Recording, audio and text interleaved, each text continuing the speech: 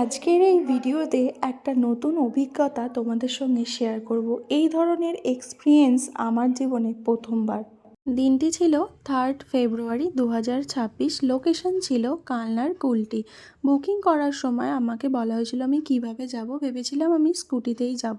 আমায় বলেছিল কালনা স্টেশন থেকে 15 মিনিট, কিন্তু আমার কালনা স্টেশন থেকে লেগেছিল প্রায় 1 ঘন্টা এই অটো গাড়িতে।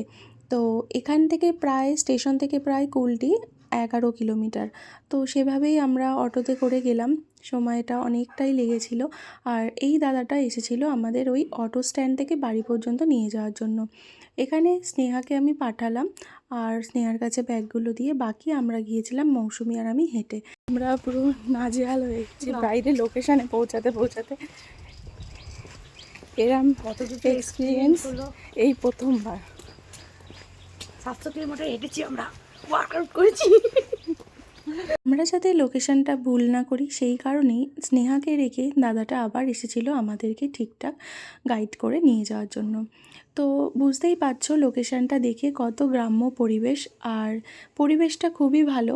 কিন্তু যখন ফিরি তখন খুব ভয়ঙ্কর, মানে সত্যি কথা বলতে অনেকটাই ভয় পেয়ে গিয়েছিলাম আমরা। প্রায় লোকেশানে পৌঁছেই গিয়েছিলাম, আর চেনা পরিচিত কিছু মানুষদের সঙ্গে দেখা হলো।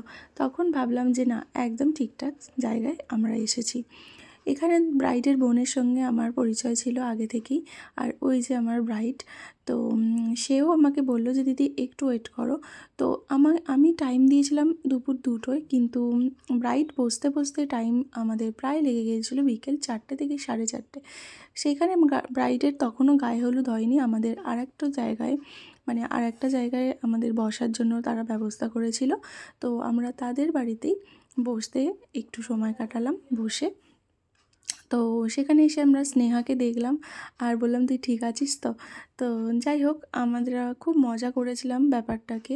আর এখানে এই যে ব্রাইডের বোন আমাদের জন্য দিদি ব্রাইট সাথে এসেছে, এসে মিষ্টি খেতে দিয়েছে, কিন্তু দিদিকে চামচ দেয়নি। কি করবে, শেষ পর্যন্ত প্লেট কেটে চামচ বানিয়েছে।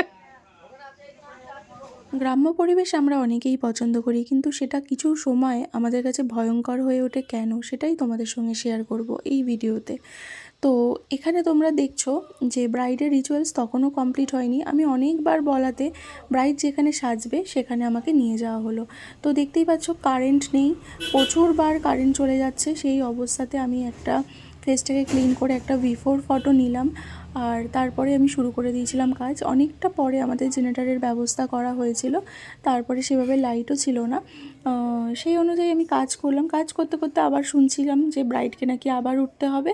তো আমি বলেছিলাম যে আমি আর উঠতে দিতে পারবো না, একেবারেই কমপ্লিট করে তবেই আমি ছাড়বো। আমার জন্যই হয়তো সেদিনকে এই দাদুটাকে একটু কষ্ট করে ঘর পর্যন্ত এসে রিচুয়ালস কমপ্লিট করতে হয়েছিল।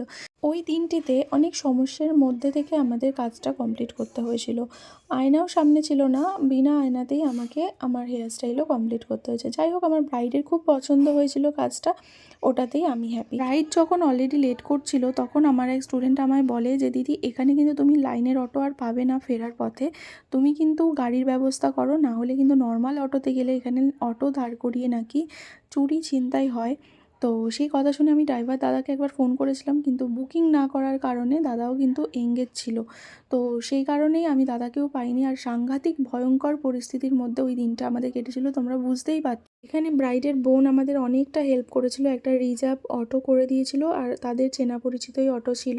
তো আমরা খুবই ভালোভাবেই বাড়ি ফিরতে পেরেছি। আর আমার এই মেয়ে দুটো খুবই ভয় পাচ্ছিল, আর ওদেরও খুব প্রবলেম হচ্ছিল, যে কারণে ওরা একজনা বমিও করলো।